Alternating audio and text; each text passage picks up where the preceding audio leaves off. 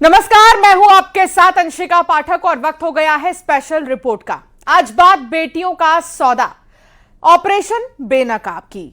इंदौर से मानव तस्करी की एक ऐसी घटना सामने आई।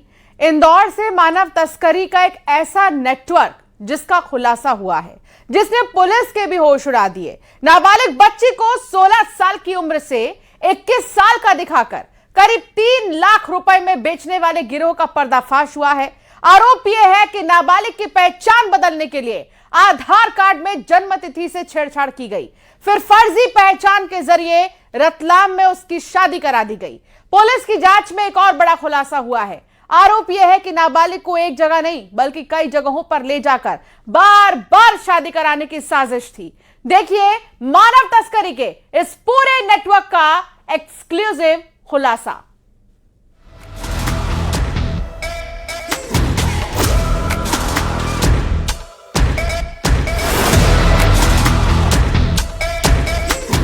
शादी के नाम पर तस्करी का खेल,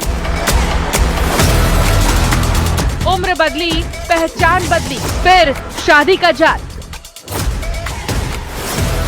शादी के नाम पर सौदा, तस्करी की साजिश। आर्थिक राजधानी, जिसे मिनी मुंबई भी कहा जाता है, जो देश के सबसे स्वच्छ शहर में शुमार है, लेकिन इस शहर में लड़कियां सुरक्षित नहीं, क्योंकि यह मानव तस्करों का गैंग अपने मंसूबों को अंजाम दे रहा है। एक ऐसे ही गिरोह का पर्दाफाश हुआ। इंदौर पुलिस के हत्थे गैंग के सदस्य चढ़े हैं।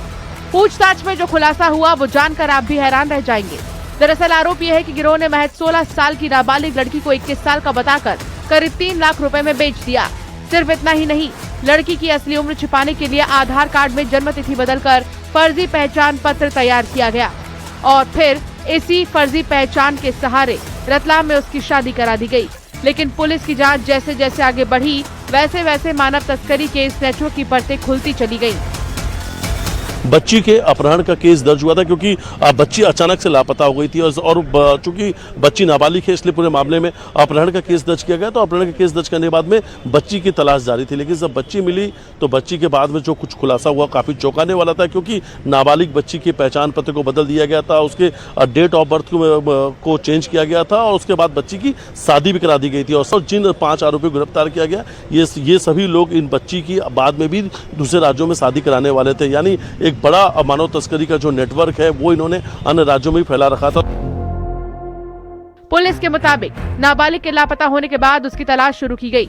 इसी दौरान पुलिस को कुछ ऐसे सुराग मिले जिन्होंने पूरे मामले को एक साधारण गुमशुदगी या अपहरण की जांच से निकालकर मानव तस्करी के बड़े नेटवर्क तक पहुंचा दिया। जांच में सामने आया कि नाबालिग की उम्र को कागजों में बदलकर उसे बालिग दिखाने की कोशिश की गई। इसके लिए आधार कार्ड में जन्मतिथि से छेड़छाड़ कर फर्जी पहचान तैयार का आरोप है। इसके बाद इसी फर्जी दस्तावेज के आधार पर रतलाम में उसकी शादी करा दी गई। अब सवाल ये है कि आखिर इस साजिश को अंजाम कैसे दिया गया, तो चलिए बताते हैं। 16 साल की नाबालिग, उम्र 21 साल बताई, आधार में जन्मतिथि बदल दी, फर्जी पहचान का इस्तेमाल किया, गैंग के लोग फर्जी माता पिता बने, 3 लाख रुपए में सौदे का आरोप है, एक नाबालिग और कई सौदे। यानी गैंग पूरी तरह से प्लानिंग के तहत काम कर रहा था। पुलिस के मुताबिक आरोपियों ने नाबालिग की उम्र छिपाने के लिए दस्तावेजों में हेरफेर किया, फर्जी आधार कार्ड के जरिए उसे बालिग दिखाने की कोशिश की गई। इसके बाद रतलाम में शादी कराने के लिए गिरोह के सदस्य ही उसके फर्जी माता पिता बन गए। यानी नाबालिग की असली पहचान को छिपाकर एक ऐसा पूरा सेटअप तैयार किया गया जिससे किसी को शक न हो। लेकिन पुलिस की जांच में एक एक कड़ी जुड़ती चली गई और आखिरकार मानव तस्करी के इस नेटवर्क का खुलासा हो ही गया। बालिका को दस्तयाब जब किया गया तो तब उसके द्वारा ये बताया गया कि उसको संजू यादव और राकेश यादव जो कि इंदौर के रहने वाले हैं, उनके द्वारा लालच दिया गया था कि तुझे हम तेरी शादी करा देंगे और तेरी शादी करा देंगे और उसके बाद और तुझे पैसा भी मिलेगा। इसका लालच दिया तो इसके बाद इनके द्वारा इसकी जो जन्म तिथि होती है उसको भी उसकी कूट रचित करते हुए उसको बालिग बताया जाकर और नंदराम का जो लड़का था वो संजू पाटीदार, उसके साथ उसकी शादी करा दी रतलाम में। इस पर फिलहाल 4 आरोपी को गिरफ्तार कर लिया गया। इस पूरे मामले की शुरुआत नाबालिग के अपहरण की जांच से हुई। लेकिन पुलिस को जांच के दौरान ऐसे सुराग मिले जिनसे पता चला कि मामला सिर्फ एक लड़की को ले जाने तक सीमित नहीं था। इसके पीछे कई लोगों के जुड़े होने की आशंका सामने आई है। पुलिस ने कार्रवाई करते हुए 4 आरोपियों को गिरफ्तार कर लिया है। पुलिस के मुताबिक 5 अन्य आरोपियों की तलाश जारी है। अब जांच इस बात पर भी केंद्रित है कि इस नेटवर्क में और कितने लोग शामिल हैं, नाबालिग को किन किन जगहों पर ले जाया गया, किस किस स्तर पर दस्तावेजों में फर्जीवाड़ा किया गया और इस पूरे नेटवर्क में पैसों का लेन देन कैसे हुआ। इन तमाम सवालों के जवाब पुलिस तलाश रही है। तो ये इंटर स्टेट जो कनेक्शन सामने आया है, दूसरे राज्यों की पुलिस के साथ भी पूछताछ की जा रही है। फिलहाल बच्ची मिल चुकी है, लेकिन परिवार के लोगों ने बच्ची के अपहरण का केस दर्ज कराया था। बच्ची लापता थी और उसके बाद इंदौर पुलिस बच्ची की तलाश में जुटी हुई थी और बच्ची जब मिली तो एक पूरे मानव तस्करी के एक बड़े नेटवर्क का खुलासा हुआ। फिलहाल जाँच जारी है। इंदौर का ये मामला सिर्फ एक नाबालिग की फर्जी शादी का नहीं है, बल्कि पहचान बदलकर एक बच्चे को कथित तौर पर सौदे का हिस्सा बनाने वाले नेटवर्क का है। मानव तस्करी की ये घटना चिंतित करने वाली है। पिछले दिनों भी भोपाल में बीते 48 घंटों में 10 लोग लापता हुए थे, जिसमें नाबालिग लड़कियां भी शामिल हैं। एमपी में नवंबर 2025 में 2545 नाबालिग बच्चियां लापता हुई। मई 2026 तक लापता बच्चियां 3241 हो गयी। 6 महीने में करीब 27% की बढ़ोतरी हुई। सागर जिले में 271 बच्चियां लापता हुई। छतरपुर में 140 बच्चियां लापता हुई। एनसीआरबी की रिपोर्ट के मुताबिक 2019 से 2026 के बीच करीब 2.69 लाख महिलाएं और लड़कियां लापता हुई। 50,000 से ज्यादा लड़कियों और महिलाओं का अब तक कोई सुराग नहीं मिला है। अब पुलिस के सामने सबसे बड़ा सवाल तो यही है कि इस नेटवर्क की जड़ें कितनी गहरी हैं, इसके पीछे कौन कौन लोग हैं और अब तक कितने लोगों को इस तरीके से निशाना बनाया गया है। इंदौर से मिथिलेश गुप्ता की रिपोर्ट, न्यूज़ 18।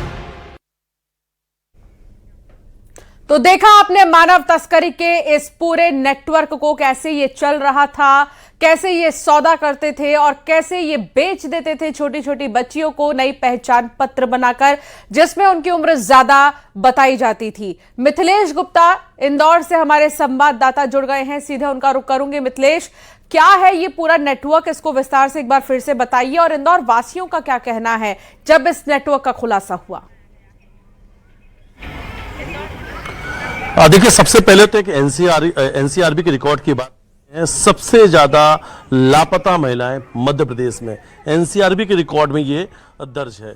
इंदौर की महिलाएं साथ में मौजूद हैं और सवाल महिलाओं की सुरक्षा से सीधे बातचीत उन्हीं से करेंगे। रतलाम में अभी एक मामला सामने आया कि रतलाम में शादी हो जाती है। जब पुलिस पूरे मामले की जांच पड़ताल करती है तो पूरा मामला मानव तस्करी के निकलता है, क्योंकि लड़की को 3 लाख रुपए में बेचा गया था। तो इस पर पुलिस ने पकड़ लिया है, सब कुछ हो चुका है, पकड़ा चुके हैं। माँ बाप ने बेचा है तो माँ बाप पे कार्रवाई होनी चाहिए, जो खरीद रहा है उस पर कार्रवाई होनी चाहिए। आप 16 साल की बच्ची से शादी कर रहे हैं, आपके पास कागजात होंगे उनके, आपने देखा होगा ना सर्टिफिकेट। उस पे भी खेल हो गया, क्योंकि 16 साल उम्र थी बच्ची की और वो भी फर्जीवाड़ा करके 18 साल की बना। तो फिर तो माँ बाप को भी पकड़ना चाहिए पुलिस को। और अगर आप सब कुछ जान चुके हैं, आप पकड़ चुके, तो उस पर कार्यवाही क्यों नहीं हो रही है? सजा दीजिए उनको। मुझे लगता है कि सबसे पहले माँ बाप पर, फिर खरीदने वाले पर। अगर आप 1 से 2 लोगों को कड़ी सजा देंगे ना, तो अपने आप ये चीजें बंद होंगी। क्या कहना है आपका? ये चीज़ें तो काफ़ी, जैसे कि मैं यंग हूँ एंड एडवोकेट हूँ, तो मैंने एक्सपीरियंस की है कि जो लड़कियाँ रहती है, छोटी लड़कियाँ, नाबालिग, उन पे दबाव बना के उनके बयान बदल दिए जाते हैं कोर्ट में आने से पहले, माँ बाप के द्वारा या फिर किसी दूसरी पार्टी के द्वारा। ये तो कॉन्स्टिट्यूशन के अलग ही है साफ। ट्रैफिकिंग जो होती है, ह्यूमन ट्रैफिकिंग, कॉन्स्टिट्यूशन में ये गलत है। आप वही कर रहे हैं उसी तरीके से, तो फिर क्या सेफ्टी, क्या कुछ नहीं सेफ्टी रहेगी अब जब ऐसी चीज़ें हो रही हैं। और मैं एक्सपीरियंस करती हूँ, मैं तो खुद देखती हूँ कोर्ट में देखती हैं ये सब कुछ हो रहा है कि लिखा रहता है कि चालानों में कि लड़की कुछ और कह रही है, उनके माँ बाप ने कुछ और कहा है, और लड़की साफ कहती है कि नहीं मैं कुछ और कह रही हूँ, मैं कुछ और चाह रही हूँ, बट मेरे माँ बाप दबाव बनाते हैं, या फिर अगर गरीब होते हैं तो फिर उनको पैसे देके उनके बयान चेंज कर दिए। और शायद इसी का फायदा फिर इन आरोपियों को मिल जाता है। हाँ, आरोपियों को मिल जाता है और पुलिस को भी मिल जाता है। अच्छा, ऐसे केसेस में क्या आरोपियों को सजा हो पाती है या बड़ी आसानी से 2, 4, 6 महीने की जेल काट के बाहर आ जाते हैं?